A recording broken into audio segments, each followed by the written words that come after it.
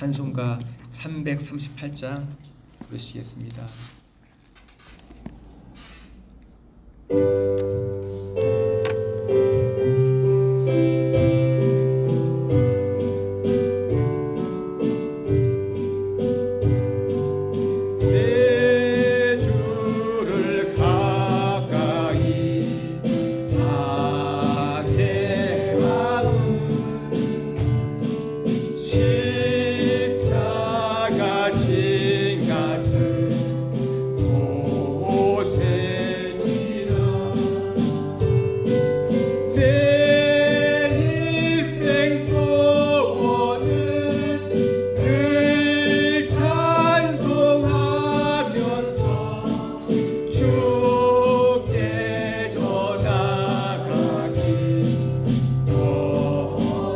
고생하는 것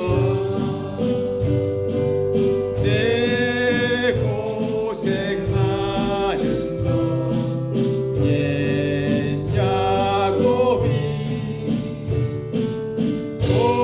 돌베개 베고자 가슴 꿈에도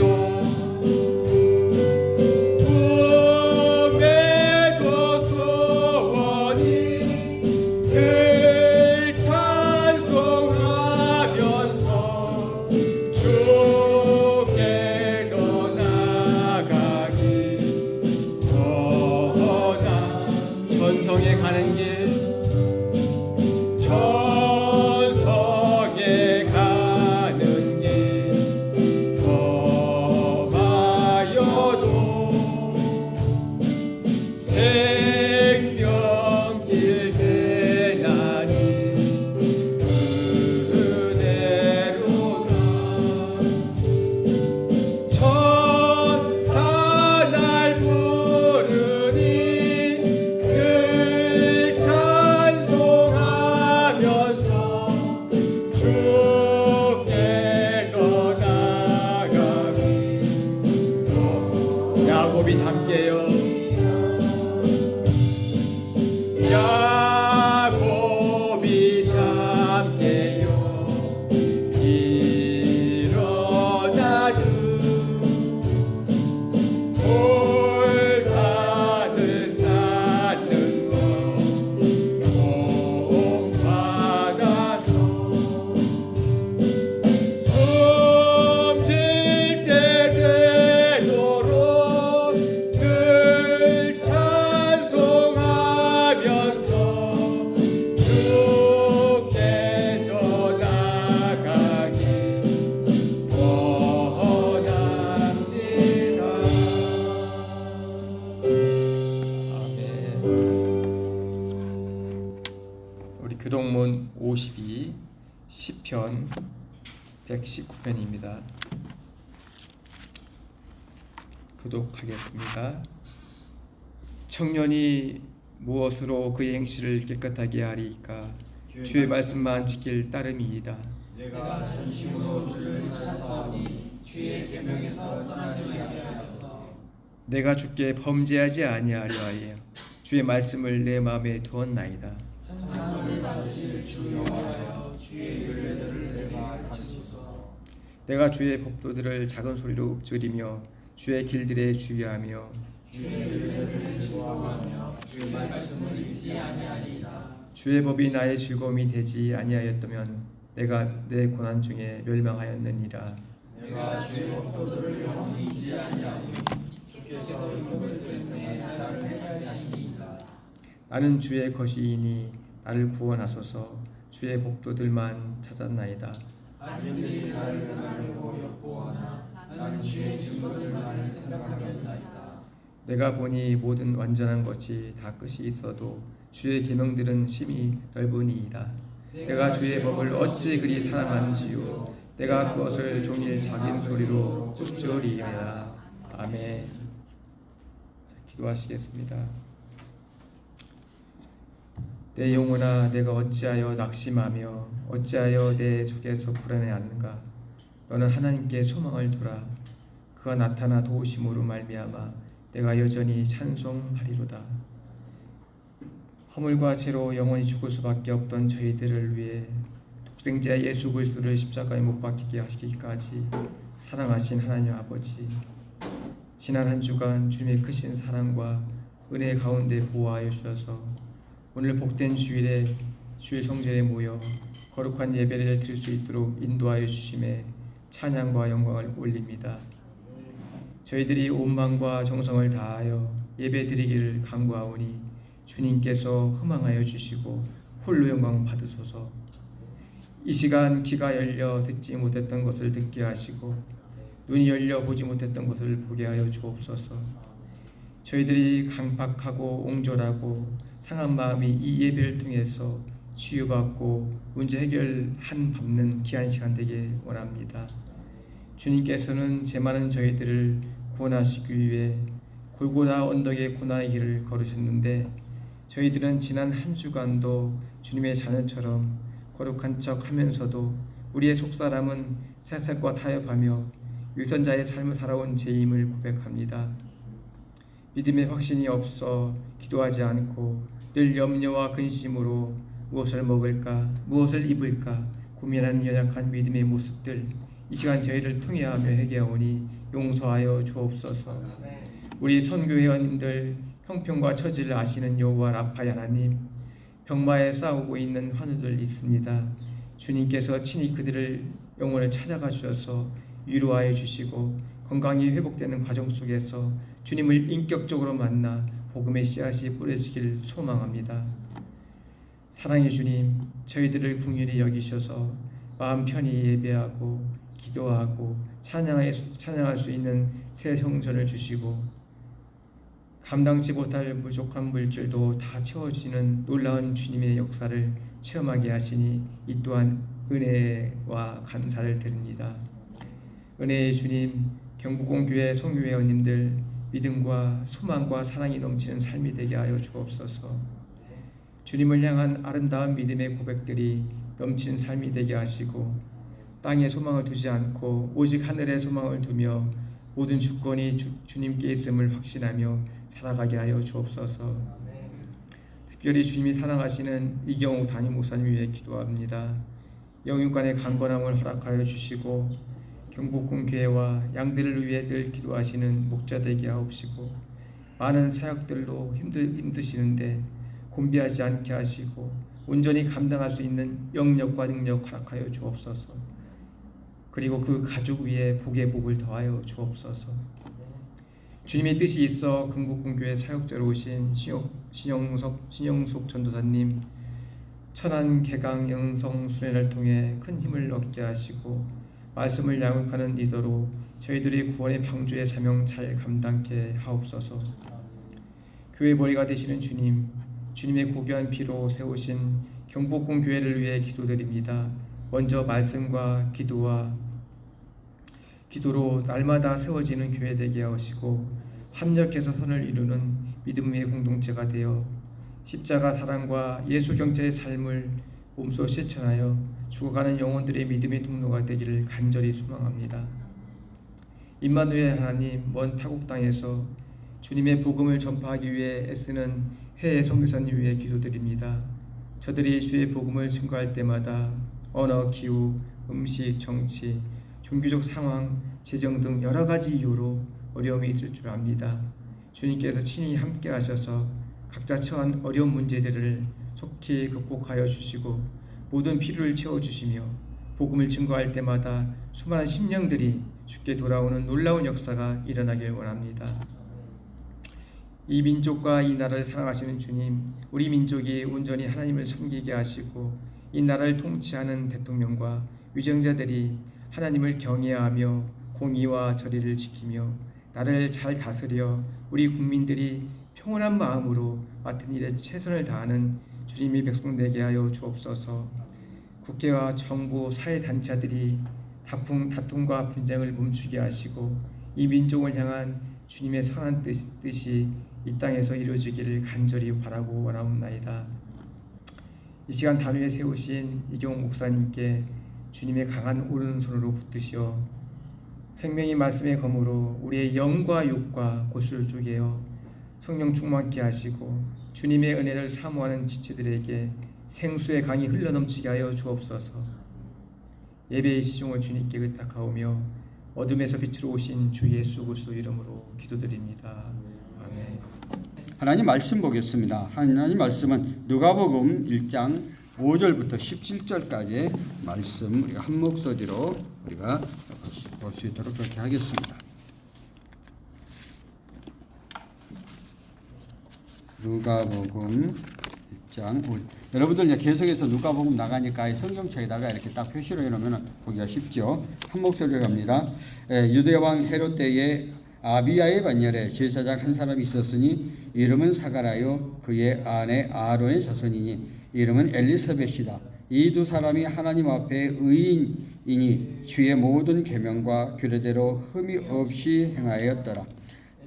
엘리사벳이 잉태를 못하였으므로 그들에게 자식이 없고 두 사람이 나이가 많더라. 마침 사가랴가 그 반열에 차례대로 하나님 앞에 제사장의 직무를 행할세.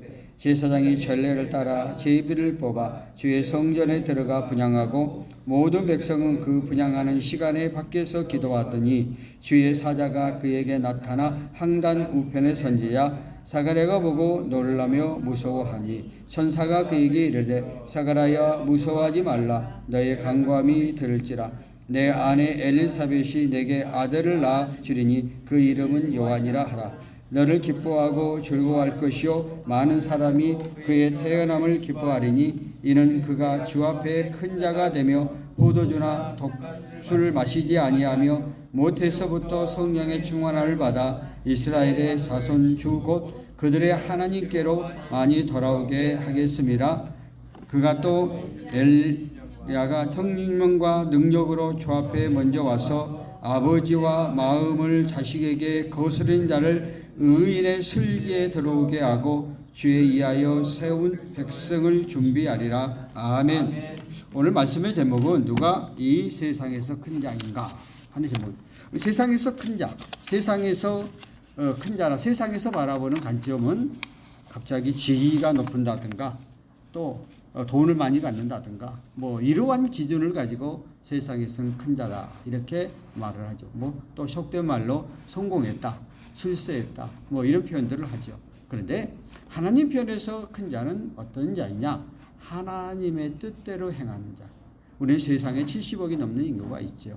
그런데 그 가운데 속에서 세상적인 그 힘과 권력 이런 것들로 많이 우리가 이름을 또 매스컴에 나온 사람도 많이 있지만 하나님 편에서 봤을 때의 큰 자는 진정으로 하나님 말씀 가운데 속에서 이 세상에 존재한 우리 피조물이라고 그랬잖아요. 우리가 어떻게 하나님 말씀 안에서 살아가는가, 하나님 뜻 안에 살아가는가 하는 그 기준에 의해서 큰 자로 갈라진다는 것이죠.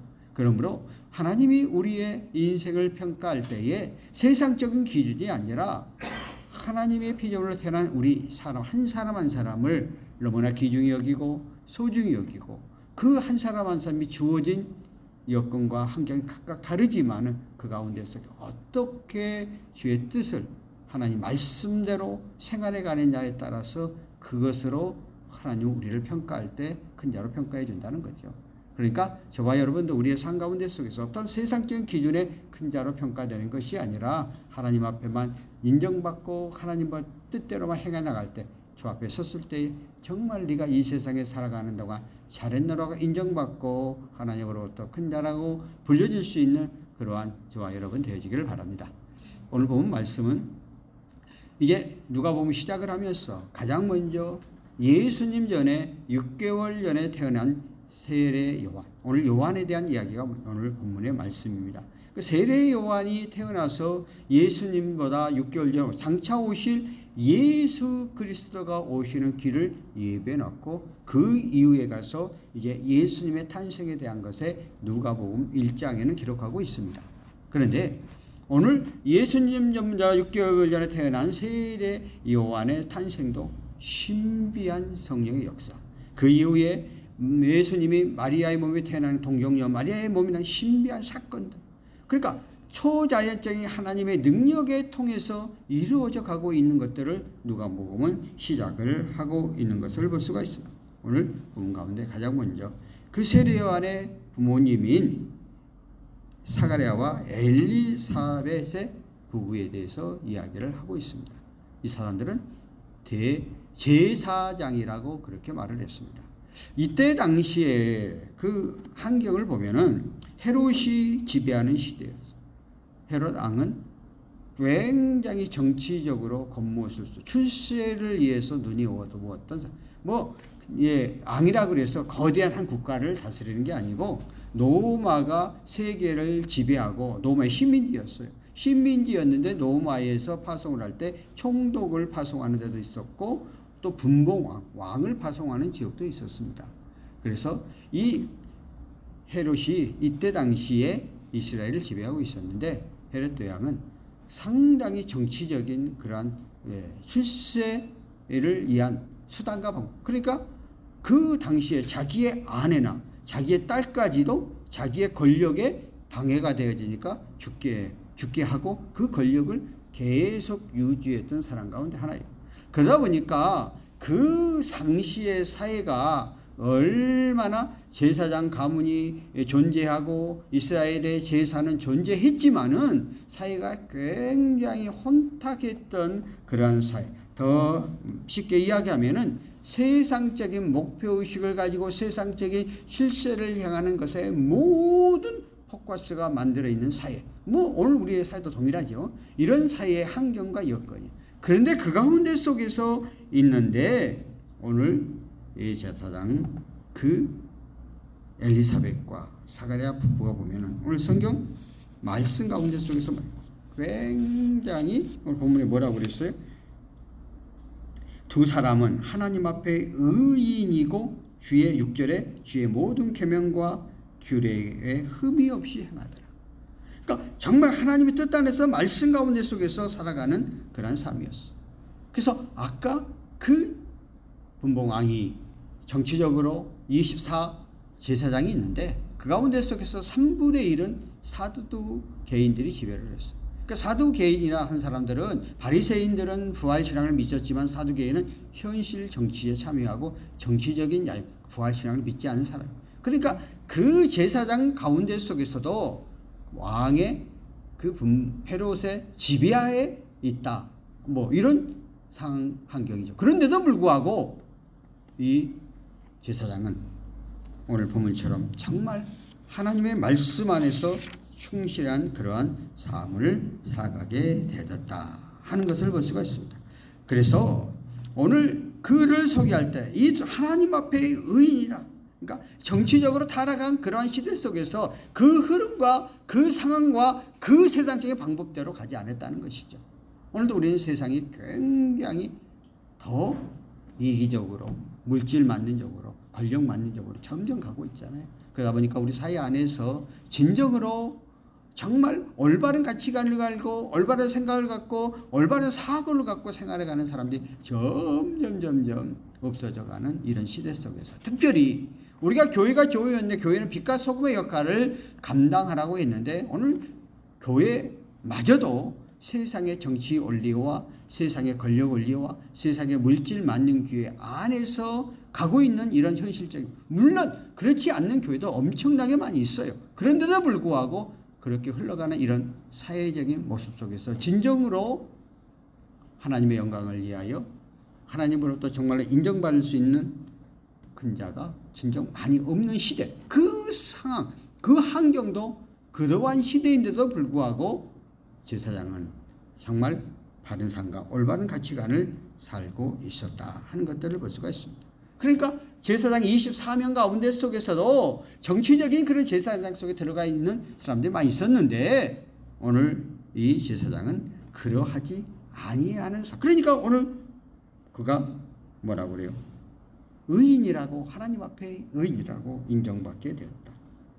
하나님이 의인이라고 인정받는 것은 하나님과 관계 속에서 그 관계를 잘 유지해가는 사람을 가리켜서 의인이라고 부르죠. 노아 시대에도 보면 노아를 의인이라고 우리는 창세기 6장 9절에 비유. 왜 그랬습니까? 노아 시대에 우리가 많은 여러분들 목사님 설교 가운데 속에서 많이 들어요. 노아 시대 가장 타락한 시대. 그 보면은 그냥 성적으로 물러나고 사회적으로 물러나고 가치관이 존재가 완전한데 오늘 우리 시대와 같은 그런 시대, 동성애가 판을 치고 있는 이런 시대, 그래서 그때 하나님께서 물러서 세상을 심판하실 때에 노아의 한 사람의 의인 때문에 방주를 지르기 위해서 구원시켰잖아요. 하나님 뜻대로 말씀대로 살아가는, 오늘 우리 시대가 굉장히 혼탁한 시대 가운데 속에 살아가지만은 그 가운데 속에서도 하나님의 뜻대로 하나님 말씀대로 살아가는 사람들이 있다는 거예요. 또 우리도 그런 삶을 살아가야 되고, 그래서 우리가 교회에 나와서 어떻든 말씀대로 살고자 기도하고 의지하는 것이죠. 그런 사람들을 의인이라 이렇게 칭호한다는 것을 볼 수가 있습니다. 그런데 오늘 사가랴와 엘리사벳 부부는 그 동시대에 세상적인 정권 안에 세상 사람이 추구하는 그런 가치관이 아니라 하나님의 말씀 안에서 하나님의 뜻대로 살아가려고 하니까 하나님으로 기뻐하는 삶을 살아갔다 하는 것을 볼 수가 있습니다. 그래서 오늘 6절 하절에 보니까 주의 모든 계명과 규례에 흠이 없이 행하던 자라 그렇게 말씀하고 있는 것을 볼 수가 있습니다. 그것은 하나님의 백성으로서 하나님의 말씀을 따르는 사람으로서 최선을 다해서 하나님 뜻 안에서 생활해 가려고 하는 그러한 사람, 하나님 영광 돌리는 초점 속에서 맞춰가려고 하는 그런 삶의 모습 속에서 살아가고 있었다 하는 것들을 볼 수가 있습니다. 그런데 그 부부에게는 뭐가 없었어요?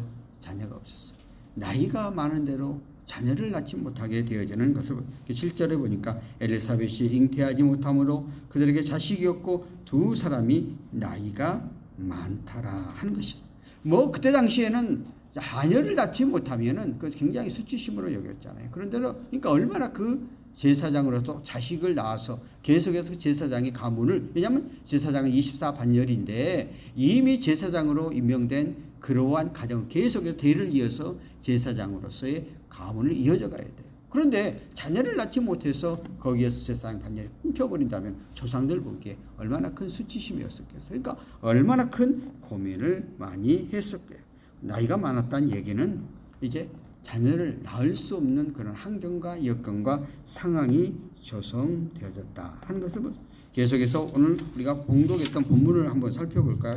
8절과 10절에 보면 마침내 사가랴가 그 반열의 차례대로 하나님 앞에서 제사장의 직무를 행할세 제사장의 전례를 따라 제비를 뽑아 주의 성전에 들어가 분향하고 모든 백성들을 그 분향하는 시간에 밖에서 기도하더니 24여 반열 가운데 속에서 2주씩 이제 그 제사장들이 들어가서 이제 제사를 하는 거죠. 그러니까 예수님이 오시기 이전에는 이제 제사, 성전이 있었고 지성소가 있었고 지성소는 대제사장이 들어가고 성소에서 일반 백성들이 죄를 범하면 죄를 범한 데를 가지고 이제 양이나 소나 염소나 비둘기나 자기의 그 재산 유무에 따라서 가지고 오면은 제사장이 그것을 잡아서 그 동물의 목을 비워서 피를 받아요. 피를 뿌리면서 그 사람이 어떤 죄를 범했다고 이 죄에 누가 이런 죄를 범했으니까 그 이 피를, 그러니까 동물의 피를 대신 받았으니까 동물이 목숨을 대신 잃었잖아요. 그 피를 뿌리면서 이 죄를 용서해요.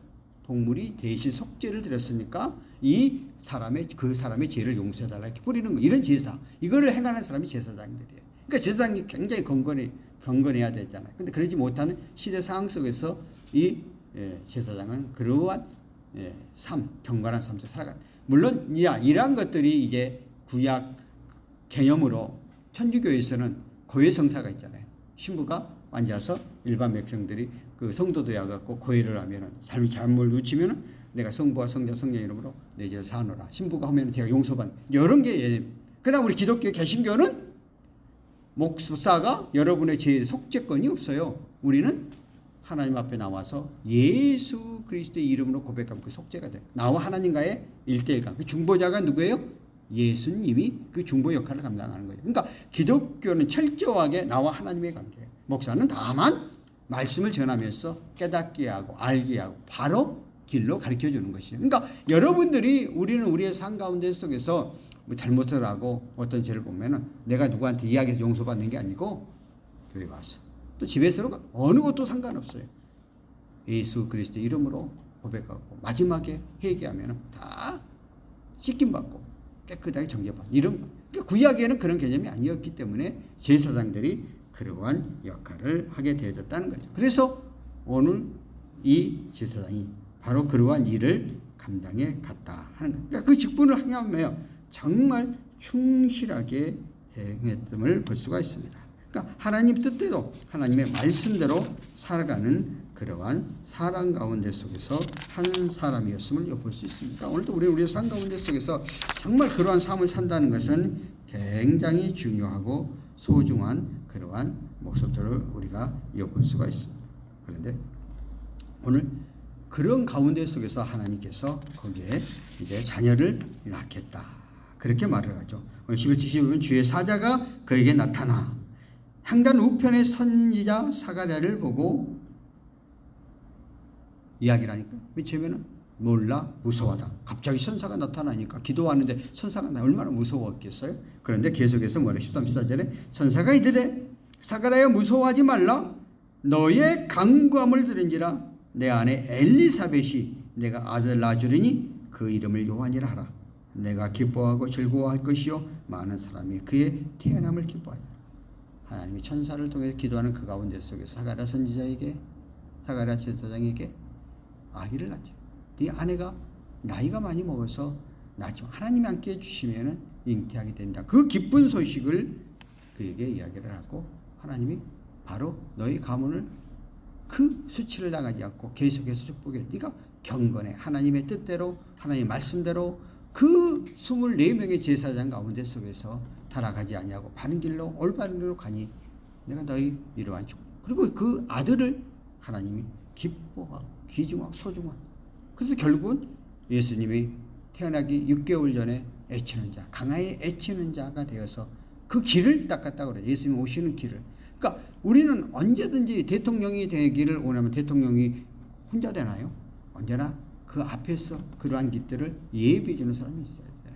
또 대통령이 어느 나라를 방문할 때 반드시 특사를 보내가지고 대통령이 할 일들을 전부 점검하지 않습니까? 한 것처럼 우리를 구원할 예수 그리스도가 오시는 데 있어서 장차 오실 예수가 어떤 분인가 하는 걸 미리 세례요한을 보내서 세례요한이 그 길을 선택했다는 거예요. 그러니까 하나님으로부터 또 너희의 제사장 가문 안에서 네가 특별히 하나님 앞에 정말 하나님 뜻 가운데 속에서 생활해가는 그 가문의 수치를 당하지 않고 이런 축복으로 채워주겠노라고 이렇게 하고 있는 것을 볼 수 있습니다. 우리는 성경 가운데 속에서 이런 일이 많이 있죠. 아브라함이 백세가 돼 아들 낳지 못할 때 하나님께서 그 사라의 태를 여시하고 사라가 90세 아브라함이 100세 아들을 낳게 하는 그런 기적도 성경에 나오죠. 또 우리 너무나 잘 아는 한나라는 여인이 아이를 낳지 못했을 때에 하나 옆에 나와서 간절히 기도하고 의지할 때 그 눈물을 보시고 태문을 여시고 사무엘을 낳게 했던 그런 기적들. 오늘도 우리 교회 안에서도 수 없는 그런 일들이 많이 일어나요. 도저히 우리의 인간의 힘으로는 되어지지 못해요. 어제 제가 2박 3일 영성수련에 가서 어느 교수님이 아침에 새벽 기도에 인도, 나도 그걸 몰라서 새벽 기도 인도를 했는데 여러분들 내가 나이가 이렇게 많이 보이죠. 그런데 나는 애가 고등학교 2학년입니다. 그렇게 이야기를 해요. 그러면서 내가 우리 50대 다 돼갖고 낳습니다. 그렇게 이야기를 하더라고요. 그 얘기는 뭐냐? 그냥 우리가 안 낳으려고 하는 게 아니라 얘기가 들어서지 않았대요. 그래가지고 그렇게 해서 내가 지금 이 나이에 우리 고등학교 2학년하고 야구화도 다니고 뭐 게임도 하고 또 여기 뭐 예배도 인도하고 같이 다니고 그렇게 한다. 그런 얘기를 하면서 이제 그 설교를 하고 말씀을 하더라고요. 그러니까 하나님께서 우리가 자녀를 낳고 하는 것도 다 하나님 3년 안에 그 아들이 태어나게 만든다는 거죠. 그러니까 이렇게 하나님께서 그런 역사하심을 임하게. 그래서 무서워 말라는 건 뭐예요? 갑자기 기도하는 천사가 나타난다고 생각해 보세요. 여러분 얼마나 무섭겠어요? 여러분도 가끔가다 기도를 하다 보면은요, 하나님께서요 세밀한 음성을 들을 수가 있어요. 그런데 세밀한 음성 갑자기 막 천지가 진동하는 것처럼 큰 음성이 막 내 귀 속에 들을 수가 있어요. 깜짝 놀랄 때 아무것도 없죠. 그러니까 하나님은 그 사람의 필요에 따라 때로는 사도 바울처럼 기도하는데 한산 가운데 나타나서 보일 수도 있고, 뭐 하나님의 임재하심은 어떠한 경우도 그 사람을 쓰시고자 할 때 여러 상황 환경 따라서 역사하시는데, 어떻든 오늘 이 사가랴에게 그렇게 하나님이 친히 임재하게 하셨습니다. 그리고 그 기뻐할 자라, 그 자녀가, 그러니까 하나님이 귀중하게 소중하게 쓰시는 그런 사람으로 만들어 주시겠다 하고 예언한 말씀으로 미리 이해해 주고 있는 것을 볼 수 있습니다. 오늘 저와 여러분 우리 한 사람 한 사람은 너무 귀중하고 소중한 거거든요. 오늘 가끔 가다 보면은요 자기 자신을 학대하는 사람이 굉장히 많이 있어요. 근데 오늘 가만히 젊은 애들 보면 내가 이제 학부에 또 젊은 애들도 이렇게 가르치잖아요. 그런데 자신감이 없는 애들이 너무 많아. 왜? 불평불만한 사람이 너무 많아. 그럼 그렇게 되면 어떤 일도 안 되는 거거든요. 가장 그 가치관인 그 많고 많은 사람 가운데 속에서 내가 한 사람이 이 세상에 존재한다는 것. 또 우리는 다 성질을 다르지만은 너의 부모님 밑에서 내가 태어나게 됐다는 것. 이 자체가 행복이다. 내가 인간 공동체라는 1학 1학기 때 가르치는데요. 태어나서부터 마지막 죽음에까지 가르쳐요. 거기에 보면 맨 처음에 이제 태어나는 거에 대해서 가르치는데 그 가운데 속에서 몇억 대 1의 확률로 내가 이 세상에 태어났잖아요. 그러니까 내가 그 태어나는 그 자체만 해도 너무나 귀중하고 소중한 거거든요. 그런데 사람들은 환경, 여건, 상황, 예모적, 요즘 또 예모지상주의가 돼갖고 예모를 엄청 비교의식을 가지고 막 거기에 스스로 확대하고 또 요즘 애들은 막 문신들 막 많이 해고 다니잖아요. 그래갖고 뭐 그냥 저주스러운 말도 막 써갖고 다니고 하나 이런 거 보면서 왜 자신을 스스로 확대하냐. 내 자신이 내 가정 안에 태어난 거에 대해서 내가 이 땅에 존재한 거에 대해서 가장 기뻐할 일이잖아요. 한 영혼이 천하보다 귀하고 하나님이 만세전에 너를 지명해 선택하여 부르셔서 택하였나 그런 거예요. 내 한 사람이 이 세상에 거저 태어난 게 아니고 내가 그만큼 많은 사람과 내 가정 안에서 부모님이 태어난 것도 거저 태어난 게 아니거든요. 하나님의 예정과 섭리 가운데 예비해서 이 땅에 존재했거든요. 그러니까 내 한 사람 너무 귀중한 거예요. 그리고 각각 다르잖아요. 우리는 전후좌우를 봐도 나하고 똑같은 사람 하나도 없단 말이에요.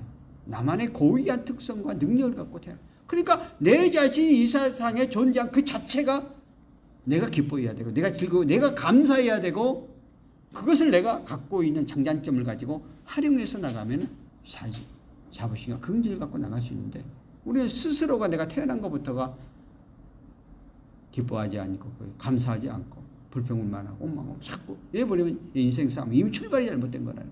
근데 오늘 제 연애 출발 하나님께서 말씀해 주시기를 기뻐한 자로. 그리고 계속해서 15절 하반절에 가면 뭐라고? 보다 독주의 술을 마시지 아니하여 모태로 성령에 충만한다. 태어날 때부터 성령에 충만. 나실이라는 것은 뭐냐면은 그 자녀가 성장해 가면서 술을 독주 마시지 아니하고 정말 깨끗한 모습으로 자라나도록 하는 것을 나실의 소원인데 이 요한은 태어나서 하나님 기뻐하는 자이기 때문에 그러한 자녀로서 성장하도록 하라는 것입니다. 흠이 없고 깨끗한. 성경에서는 우리가 많은 사람들이 교회에 나와서 가장 큰 문제가 술 문제, 담배 문제거든요. 그러나 성경에는 어디나 술에 대해서 임백이지 말라는 그런 말들을 많이 했는데 뭐 먹지 말라 뭐 그런 말은 없어요. 그래서 오늘 교회 안에서도 신부님들은 술 열심히 먹어요.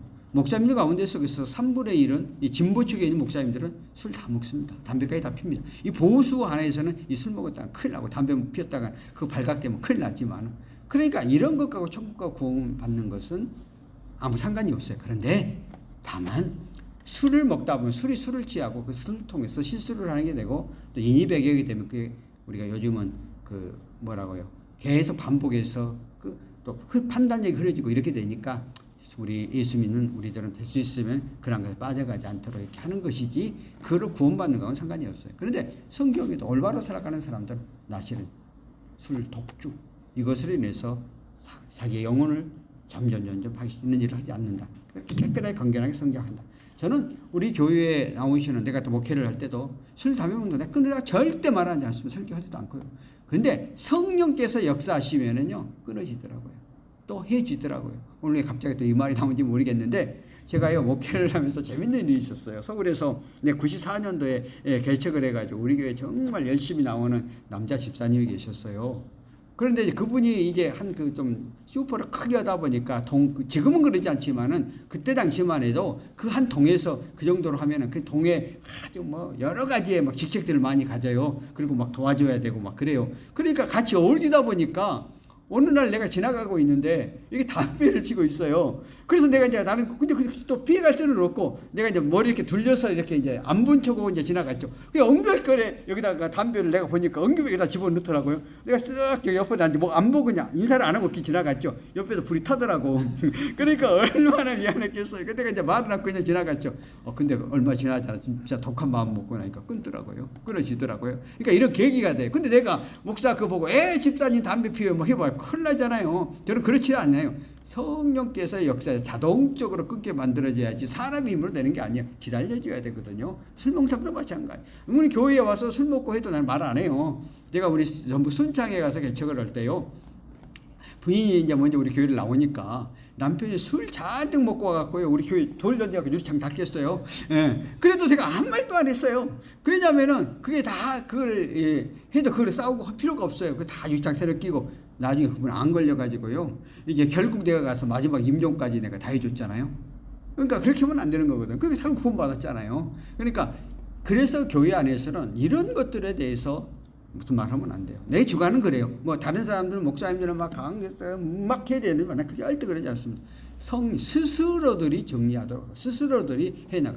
오늘 어째 설교 방향 이상하게 나갔는데 하여튼 이건 아닌데 하여튼 그러니까 이 경건하게 이게 자녀들을 성장하도록 그렇게 양육해 가게 했다는 것이죠. 그러다 보니까 결국 하나님께서 이 세례 요한을 귀하게 쓰임받도록 만드니까 부모를 통해서 그 자녀에게 믿음의 유산으로 믿음의 신앙으로 태어날 때부터 이런 경건한 삶으로 살아갈 수 있도록 그렇게 삶 자체를 해. 하나님께서 철저하게 말씀을 통해서 올바로 살아갈 수 있도록 그 삶들을 붙잡아주고 이끌어주고 인도해 주시는 그러한 말씀을 엿볼 수가 있습니다. 계속 17절과 볼까요?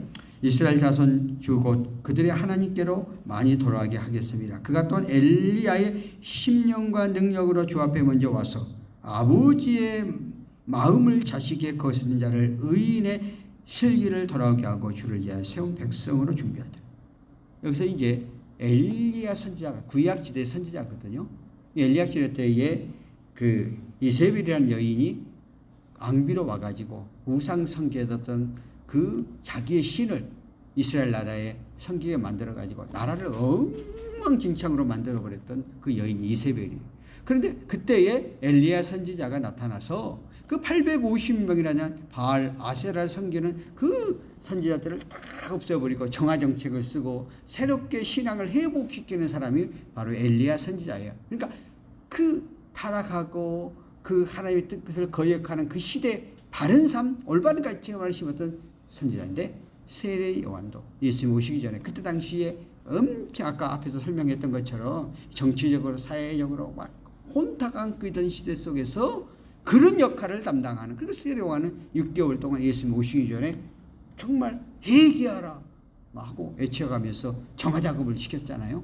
그런 역할을 감당하게 할 것이다 하는 것들에 대해서 이야기를 하고 있는 것을 볼 수가 있습니다. 그러니까 하나님께서 미리 다 필요한 사람들은 그 시대에 따라서 예배 놓고 그 시대에 따라서 나가서 해 나갈 수 있도록 하고 있는 것을 볼 수가 있습니다. 그래서 이스라엘 자손이 많이 돌아가게 했다. 그러니까 예수가 오시는 길을 앞장서서 회개하라, 독사의 자식들 앞에 외쳐가면서 그들로 하여금 돌이켜서 새로운 삶, 바른 삶 살아갈 수 있는 그러한 일들을 하도록 했음을 볼 수가 있습니다. 오늘 우리는 한 사람 한 사람을 하나님이 쓰실 때에 거짓을 그러니까 이미 예정과 섭리 가운데 속에 택하시고 부르셔서 나아가는 그 길을 만들어 주시고 이끌어 가시고 쓰시도록 해 나가신다 하는 것들을 엿볼 수가 있습니다. 오늘 우리 말씀을 통해서 하나님이 오늘 정말 우리의 큰 자가 어떤 자인가 하는 것들을 뭐 다 기억할 수 없으니까 하나님의 뜻대로 하나님의 말씀으로 세상적인 기준이 아니라 가치관을 올바로 갖고 바른 삶과 바른 생활 속에서 가는 사람들이 하나님으로부터 큰 자라는 것이죠.